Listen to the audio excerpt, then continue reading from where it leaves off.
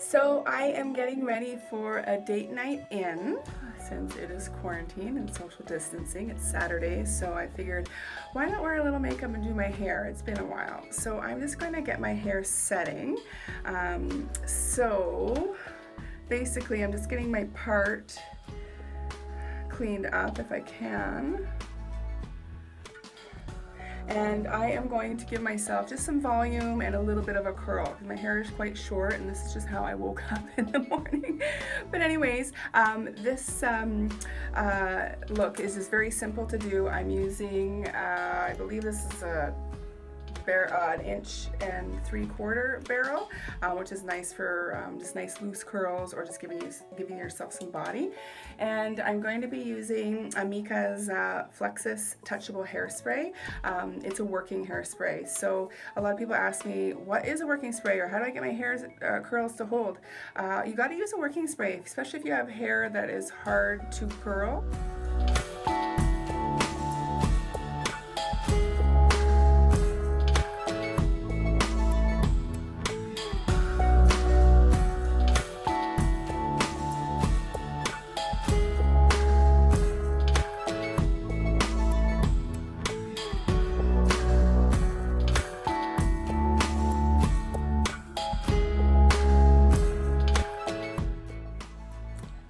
Looking naked here.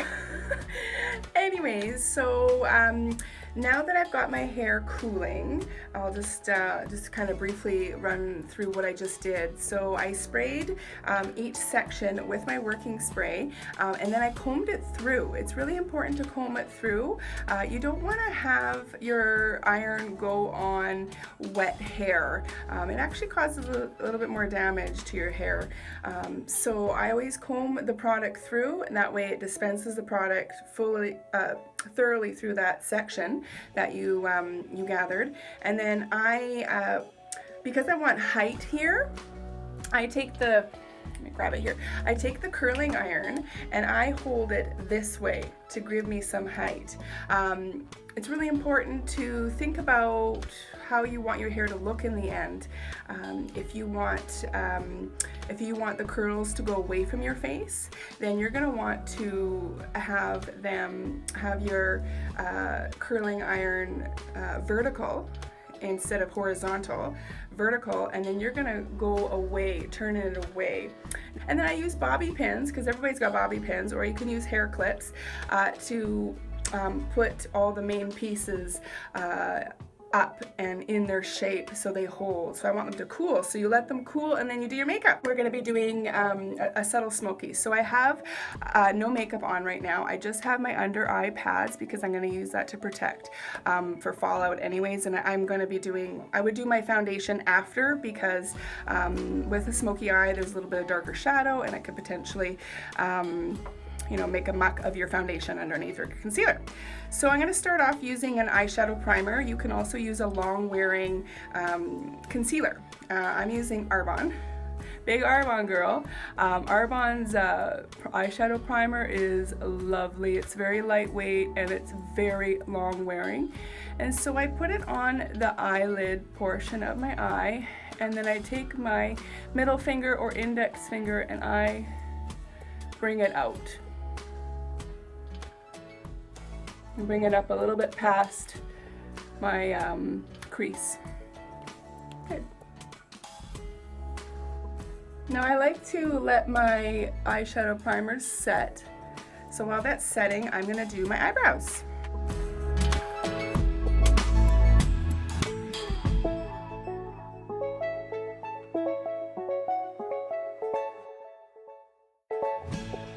Done. I'm going to start with my base shadows. This is basically the same principles as every makeup style that you go with. You want to start with your lightest colors and work your way to your darkest colors. That way you can control your intensity as well, rather than going really dark at first and then trying to wipe it off. So I have this Cartier's Pro Remix palette that I got from Dress Your Face LA, and I've hardly used it, so I'm gonna use it today because there's just so many beautiful colors in there. Like, look at that, oh, so many. Anyways, I'm gonna use the most boring shade right there, which is bone color. It's called mixed media here, but I like to call it bone. So if you have something that's a bone tone or off-white, that's what you want to work with if you're my skin tone. If you're darker, then you want to start getting into the bananas and darker creams, basically. You just want to go a shade or two lighter than your natural color. And also avoid shimmers. Don't put shimmery products on your brow bone unless it's really to create the shine, because when you're looking at it, it will look super shiny. And so when I'm applying my bone color, I like to just go a little bit further down towards the crease so I can have an easier time blending. Eyeshadow primers are really great to make the color pop, and also it helps you with blending, and it prevents you from having those gross creases in here. I have very oily eyelids, so a primer is a must for me, whether it's concealer or an eyeshadow primer. Alright, so now that I've got that all taken care of, I'm going to go in with a slightly lighter shade, or not slightly lighter, more of a cork color, I like to call cork, right there. And I'm going to start just going in to the crease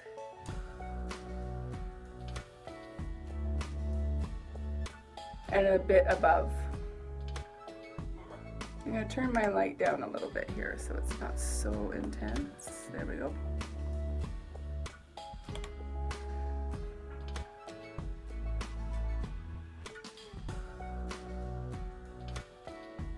So I'm just going to really work it. Now I'm going to take the line from my bottom line here, my bottom lash line, and just use that as a guide, and also where my eyebrow ends is kind of where I'm going to end that part of the eye makeup.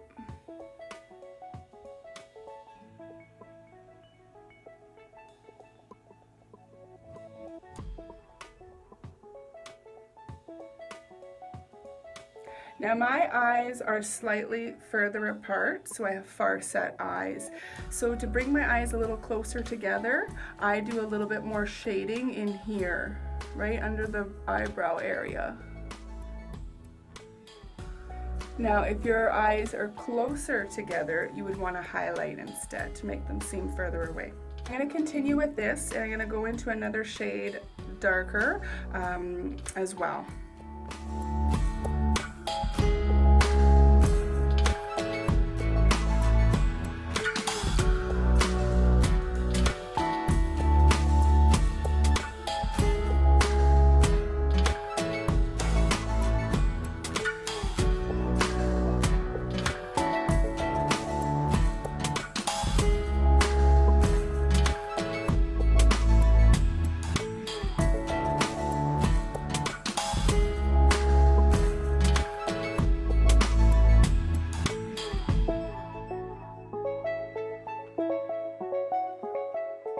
My darker color, this is kind of like an earthy violet that I'm using. My eyes are green, so I tend to use these type of colors a lot, and I tap off the excess to make sure I don't over apply.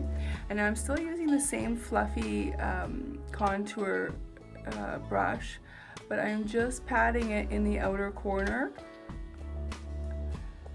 and then after that I kind of wipe a bit of it off on my inner wrist or a tissue, whichever. Now I'm going to blend, blend, blend, make it even.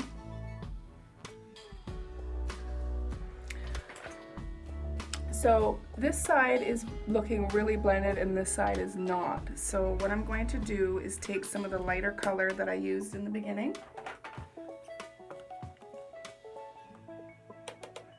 and go right over that spot to soften it. So this one here, and then I'm going to go back to that one as well. Making sure that they're even. So this is a great way to cover your seams. My mother told me when I was very young, and I've mentioned this before in a video or a tutorial, that you never want to see where you've started and where you've ended with your makeup. That's the biggest rule for creating a great makeup. So I'm having a little bit of difficulty with that right here. So I'm just gonna go in with my bone color now and just go right over that.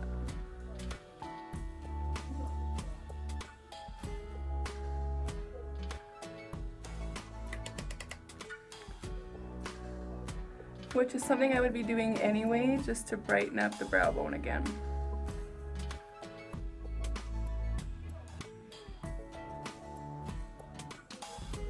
Blend, blend, blend, and when you think you're done blending, blend a little more. Well, I'm ready for my top eyeshadow, and I'm probably just gonna use, which color? So many beautiful ones to choose from on here.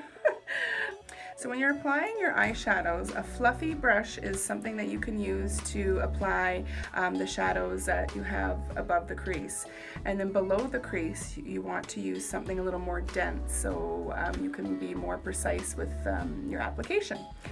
This one is a really big one, but it's dense and I love it. I've had it for so many years from MAC. I don't even know the number of it. It's long rubbed off, but I think it might have been a limited edition one. It's beautiful though. It's called Splatter right here. Let's see. Right there, it's kind of green, kind of goldish. I'm gonna try it out. I'm just gonna apply it right here. Now you can use a matte eyeshadow in a lighter tone. You can take that bone color and put it right back there. But I feel like a little shimmer today. And of course, concentrating it more so on the inner corner and then spreading it out.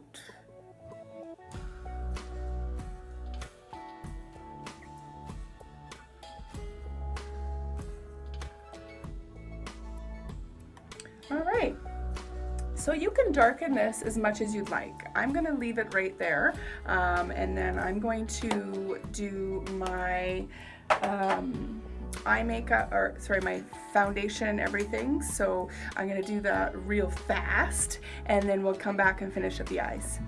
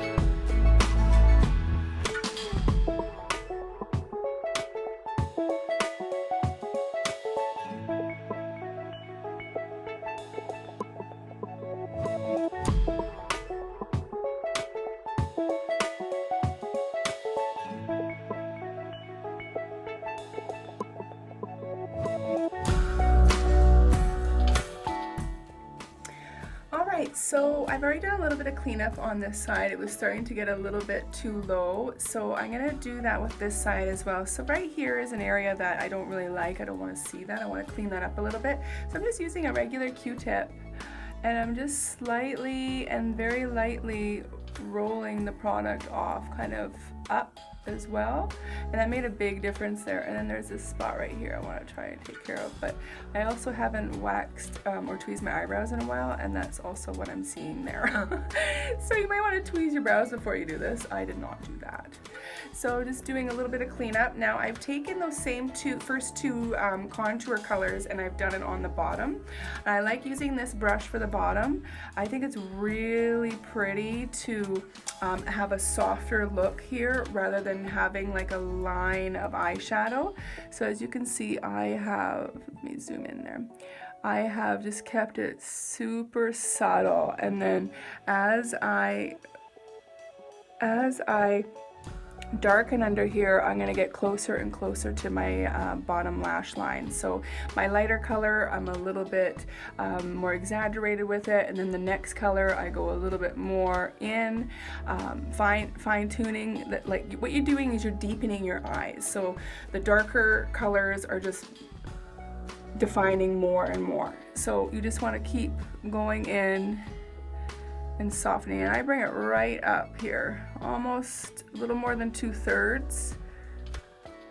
And now I'm going to go in with a black pencil. This actually, it's all rubbed off. I don't know who this is here. Doce? Anyways, it's a waterproof pencil, and it's very creamy. So I'm just gonna apply a little bit right here. I'm not gonna go more than that. A little less than halfway. There we go.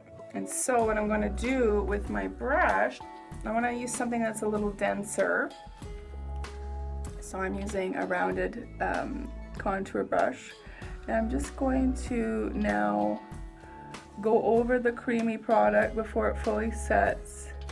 And I'm going to soften it so there's no harsh lines. And also I can drag it into the inner corner a little more without it being too harsh. You can always build up. I like to start off lighter and then work my way in. And now I'm going to take my sable brush here, and I go in with the dark purple that I used.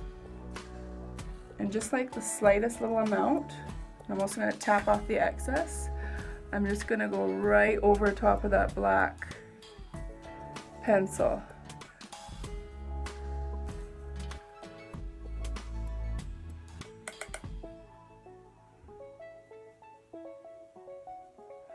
You can use grays, gunmetals, taupes, browns, blacks.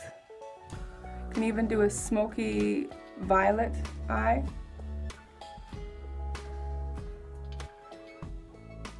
I always do mine a little more intense. So Victoria actually asked me, she's my lash client, and I do hair and makeup for her. So hi, Victoria. But she wanted to know how to do a subtle smoky, and this is my subtle smoky. But you can go as far up or as not, or not when you're doing your smoky. The concept is the same no matter what you do. You want to start with your lightest color and work your way up into the darker tones. And so I feel pretty good with this. I'm going to go in with a last little detail. Now this Pat McGrath, what is this one? This is Mothership 5. Mothership 5. I have to really search. It's such a beautiful palette. But this one here is like incredibly sparkly. Alright, so I take the tiniest little amount and I just apply it into my inner corner. That.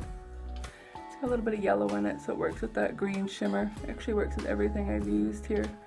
And a little bit on the bottom just for fun. A little sparkle, sparkle. And now on to eyeliner. So smoky eyes usually is a smoky liner as well. So I'm going to take the same creamy pencil and I'm going to start lining my eye.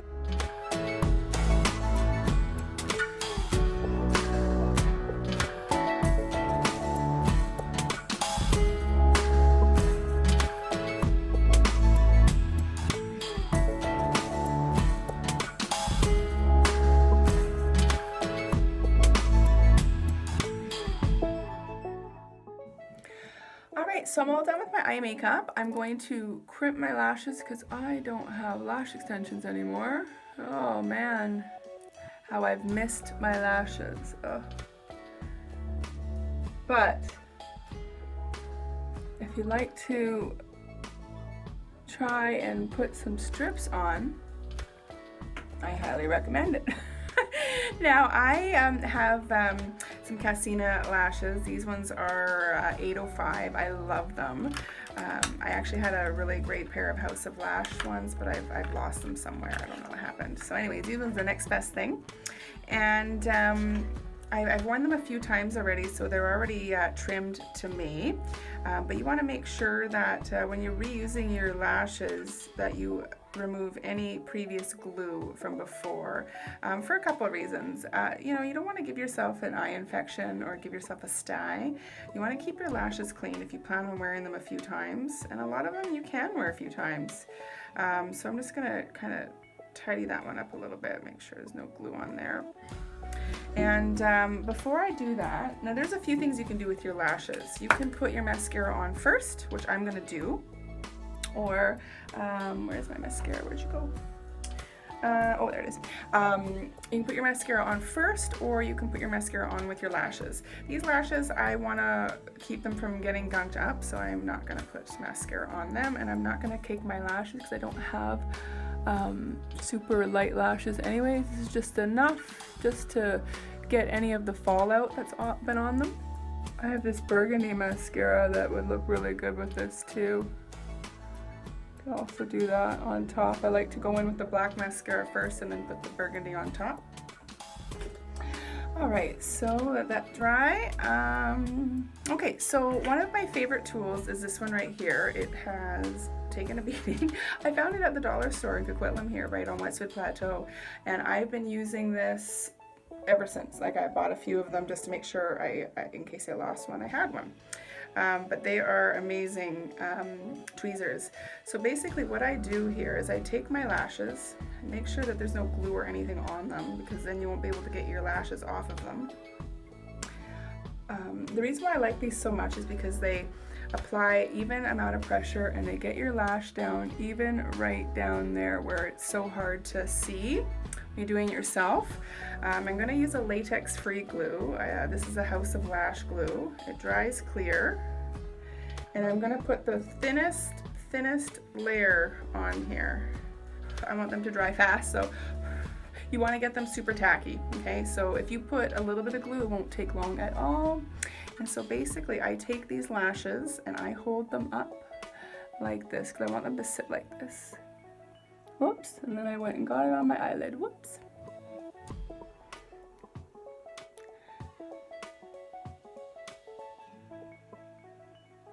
Get it right in there. Push it in. See how it sits first? It's not attached in the inner corner. And I take these tweezers and I remove by only touching the lashes and not the band. Oh, I'm bent somehow. I'm going to carefully get these in there. Ah! I think my kids bent my tweezers.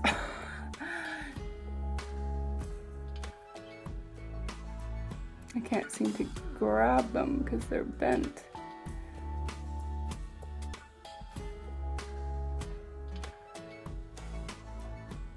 Better off trying to do it with your eye open, and since I got that one on, I'm going to look down to my outer corner and push this in and pinch it to my own lash. And it could be sticky.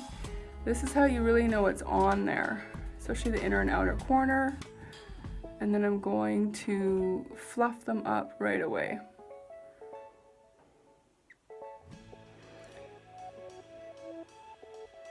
This one's not sticking quite right, so I need to fix it before it's fully set.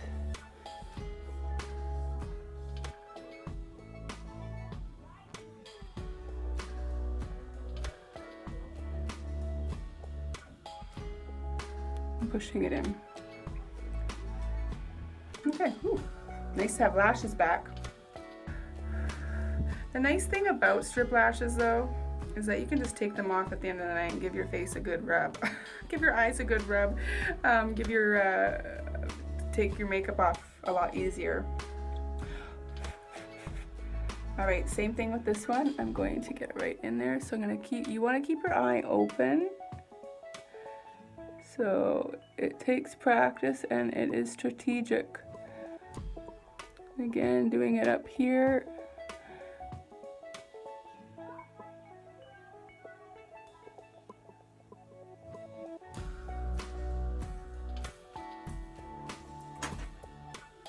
Sometimes it can be really tricky to get that inner corner in. Be patient with yourself. You can push it in as well. That can really help.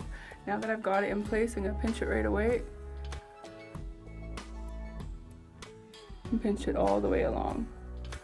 That's why it's so important not to put a ton of glue on, because then you're gonna get the glue on your fingers and then the lashes aren't gonna stick properly.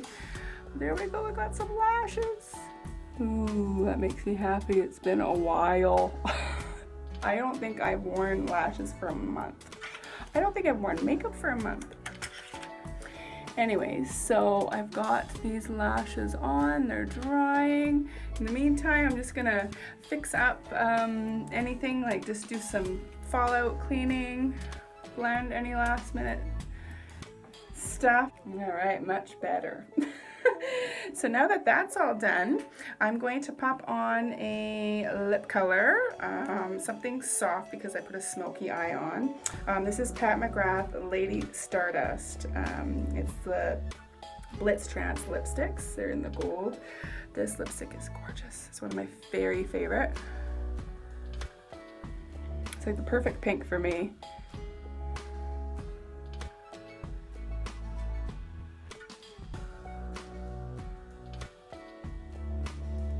I just realized I haven't brushed my teeth yet. Quarantine and kids will do that to you. I did shower though. Anyways,